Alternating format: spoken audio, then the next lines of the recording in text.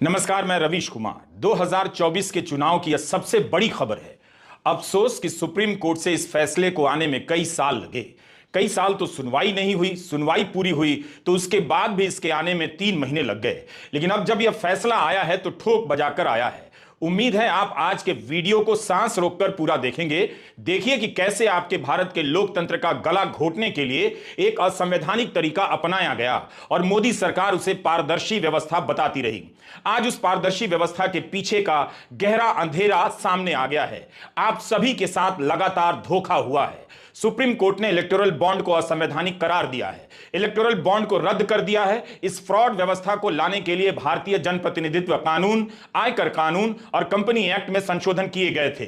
उन सभी संशोधनों को रद्द कर दिया गया है। यही नहीं, जो इलेक्टोरल बॉन्ड पिछले 15 दिनों में आए हैं और भुनाए नहीं गए हैं, उन्हें लौटाना होगा। Chief justice of India DY Chandrachud, justice Sanjiv Khanna, justice BR Gavai, justice JB Pardiwala और जस्टिस मनोज मिश्रा की एक संवैधानिक पीठ ने पिछले साल नवंबर में सुनवाई पूरी कर ली थी और फैसला सुरक्षित कर लिया था। सुनवाई 3 दिनों तक चली। आज फैसला आ गया। हम आज के वीडियो में सुप्रीम कोर्ट के फैसले के अलावा इलेक्टोरल बॉन्ड से जुड़े सवाल, इस सवाल को कोर्ट तक ले जाने वाले हीरो की भी बात करेंगे। सुप्रीम कोर्ट के फैसले के पीछे कई लोगों ने लंबी लड़ाई लड़ी है। वे हताशा से गुजरे हैं, निराशा में डूबे हैं और आज उम्मीद से लबालब हैं। 10 साल में लोकतंत्र बचाने के कई मोर्चों पर उन्हें हार मिली है।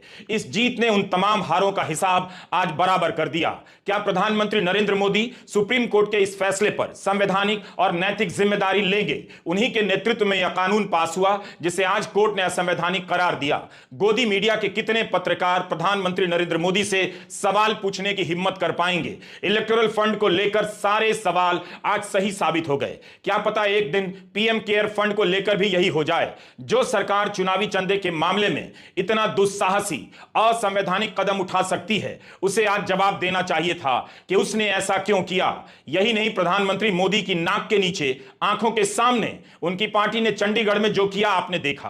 लोकतंत्र की हत्या की, सुप्रीम कोर्ट ने पकड़ लिया, तब भी कोई नैतिक जिम्मेदारी लेने सामने नहीं आया। 10 दिनों के भीतर मोदी सरकार और उनकी पार्टी का इतना बड़ा फ्रॉड सुप्रीम कोर्ट ने पकड़ा है। प्रधानमंत्री के पास आज मौका है इसी सवाल पर वे पहली बार, 10 साल में पहली बार प्रेस कॉन्फ्रेंस कर दें। ईडी और इलेक्टोरल बॉन्ड, इन दो के दम पर नरेंद्र मोदी और उनकी पार्टी ने चुनावी मशीनरी का साम्राज्य खड़ा कर दिया था। ईडी के सहारे विपक्ष के नेताओं को जेल में डाला गया, पार्टी में तोड़फोड़ की गई, तो इलेक्टोरल बॉन्ड के सहारे विपक्ष की आर्थिक क्षमता को कमजोर कर दिया गया। देखते देखते भारत की राजनीति से विपक्ष तेजी से गायब होने लगा। उसकी मौजूदगी लाचार, बेबस, हताश राजनीतिक इकाई के रूप में रह गई। नरेंद्र मोदी की सरकार 2017-18 में इलेक्टोरल बॉन्ड लेकर आई थी। आज सुप्रीम कोर्ट ने इसे असंवैधानिक करार दिया है। यह मामूली फैसला नहीं है। एक असंवैधानिक व्यवस्था के सहारे इलेक्टोरल बॉन्ड का जन्म हुआ। धर्म की राजनीति का तूफान पैदा कर दिया जाता है। जब भी इस तरह के सवाल आते हैं, इलेक्टोरल बॉन्ड से जुड़े सवालों को भी जनता तक पहुंचने नहीं दिया गया। गोदी मीडिया, जो अपने पेशे के धर्म की रक्षा नहीं कर सका, जो संवैधानिक धर्म की रक्षा नहीं कर सका, जब भी इस तरह के सवाल आते हैं, मंदिर के सामने खड़ा हो जाता है, उसका फोटो लेकर धर्म रक्षक बन जाता है। और जनता ने भी इन सवालों की परवाह नहीं की। मगर आज सुप्रीम कोर्ट ने इलेक्टोरल बॉन्ड को असंवैधानिक कहते हुए रद्द कर दिया है। भारत के लोकतंत्र के साथ इतना बड़ा फ्रॉड कभी नहीं हुआ। आज वो फ्रॉड धर लिया गया। राहुल गांधी ने लगातार इलेक्टोरल बॉन्ड को लेकर सवाल उठाए, आज वे भी सही साबित हो गए।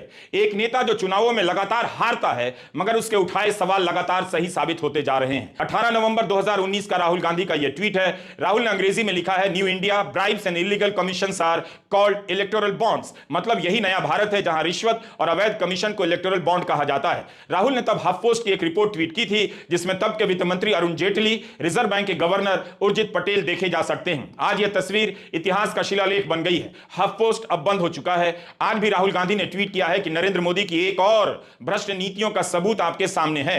भाजपा ने इलेक्टोरल बॉन्ड को रिश्वत और कमीशन लेने का माध्यम बना दिया था। आज इस बात पर मुहर लग गई।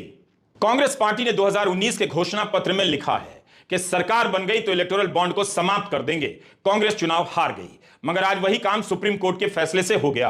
गोदी मीडिया इस सवाल को लेकर तब भी चुप रहा, अब भी चुप रहेगा। मगर कुछ पत्रकार थे, इक्का दुक्का ही, जो अपना पेट काट कर, लोगों से चंदा जमा कर इलेक्टोरल बॉन्ड जैसी घटनाओं पर, उसके फ्रॉड पर लगातार रिपोर्टिंग कर रहे थे। आज उनके इरादों की भी जीत हुई है। मदर ऑफ डेमोक्रेसी कहने वाले नरेंद्र मोदी सरकार का एक फैसला असंवैधानिक घोषित हो गया है। सुप्रीम कोर्ट ने कहा है कि यह केवल फायदे का लेन देन है, क्विड प्रो क्यों है? इसका मतलब यही हुआ कि उद्योगपतियों को फायदा पहुंचाओ, हजारों करोड़ों का चंदा लो, उन्हें लाखों करोड़ का मुनाफे का अवसर दो। इलेक्टोरल बॉन्ड स्कीम और जनप्रतिनिधित्व कानून व कंपनी कानून में किए गए संशोधन अनुच्छेद 19(1)(a) का उल्लंघन करते हैं, सूचना के अधिकार के विरुद्ध हैं और असंवैधानिक है। कंपनी एक्ट में किए गए संशोधन से कॉर्पोरेट द्वारा असीमित चंदा दिया जाना अनुच्छेद 14 का उल्लंघन है। सुप्रीम कोर्ट ने बॉन्ड जारी करने वाले स्टेट बैंक से कहा है कि सबसे पहले बॉन्ड की बिक्री तुरंत बंद की जाए। 3 हफ्ते के भीतर जिन व्यक्तियों और कंपनियों ने बॉन्ड खरीदे हैं उनकी जानकारी तैयार की जाए। हर बॉन्ड जो जारी किया गया है उसकी जानकारी सार्वजनिक करनी होगी। बॉन्ड को किसने खरीदा, किस पार्टी को मिला, कितने का था और किस दिन भुनाया गया, इसकी जानकारी भी देनी होगी। कोर्ट ने यह भी कहा है कि जिन बॉन्ड को भुनाया नहीं गया है और जिनके समाप्त होने में अभी 15 दिन शेष हैं, राजनीतिक दलों को वह बॉन्ड लौटा देना पड़ेगा। बिल्कुल हम जान पाएंगे। ये जो फैसला है सुप्रीम कोर्ट का, मैं समझता हूं कि अपने आप में ऐतिहासिक है। पिछले 20-25 साल में ऐसा कोई फैसला सुप्रीम कोर्ट ने नहीं दिया। ये फैसला ये दर्शाता है कि जो हमारा लोकतंत्र है उसमें 2 चीजें बहुत जरूरी है। पहली बात, एक पारदर्शिता होनी चाहिए। जो नागरिक है उसको पता होना चाहिए कि कितना पैसा इलेक्टोरल बॉन्ड द्वारा किस पार्टी को गया, कितना पैसा दिया और किसने वो इलेक्टोरल बॉन्ड खरीदा। ये पारदर्शिता लाई गई है सुप्रीम कोर्ट के फैसले द्वारा।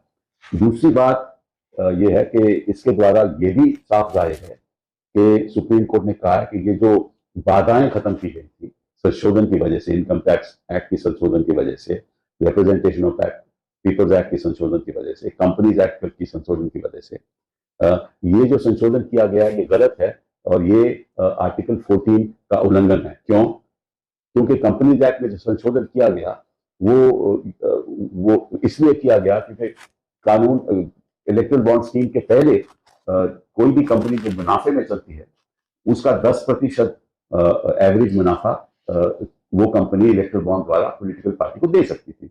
अब वो लिमिट खत्म हो गई, वो बाधा खत्म हो गई। इस कानून द्वारा इलेक्टोरल बॉन्ड स्कीम द्वारा कितना भी पैसा दे तो सुप्रीम कोर्ट ने बोला ये गलत है। दूसरा, सुप्रीम कोर्ट ने बोला जो इनकम टैक्स में एग्जेम्पशन मिलती है वो भी गलत है।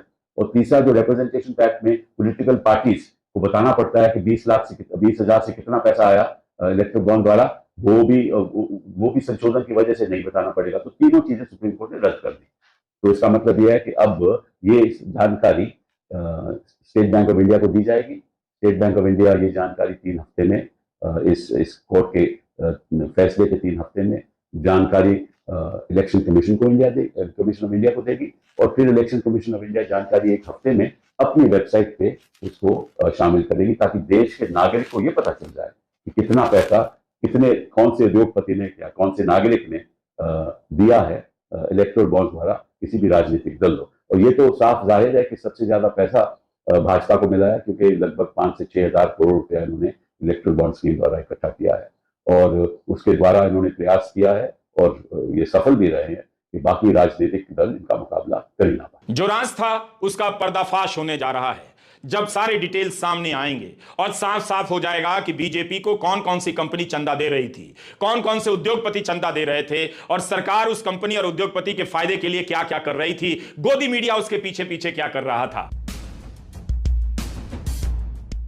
2014 के बाद से बीजेपी का कोई भी चुनावी अभियान देखिए, रैलियों की सजावट से लेकर अखबारों और चैनलों में विज्ञापन तक देखिए, राजनीति में पैसे के घोषित अघोषित ज्ञात अज्ञात खर्चे के सारे सवाल ही गायब हो गए। सबको दिख रहा था मगर कोई पूछ नहीं रहा था।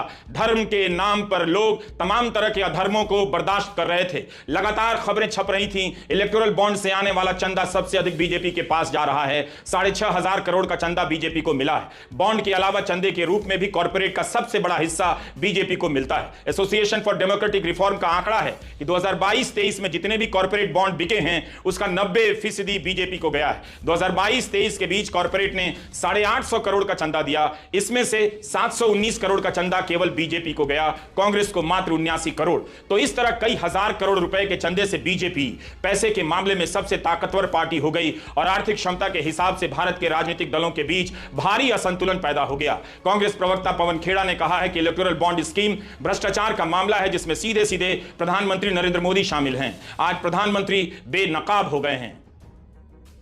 आज प्रधानमंत्री एक्सपोज हो गए हैं, बेनकाब हो गए हैं, उनका भ्रष्टाचार बेनकाब हो गया। ये भ्रष्टाचार मैं कहूं बचते हुए कह दूं कि भाजपा का भ्रष्टाचार है ये इलेक्टोरल करप्शन है, ये सब मुझे लगता है लाग लपेट की बात होगी। ये सीधा सीधा प्रधानमंत्री द्वारा किया गया एक भ्रष्टाचार है, जिसको कानूनी जामा पहनाने का प्रयास किया गया। मनी बिल लाकर आपने मनी का इंतजाम कर दिया विधायक खरीदने के लिए, कोयले की खदान देने के लिए, हवाई अड्डे देने के लिए, अपने मित्रों को उपकृत करने के लिए।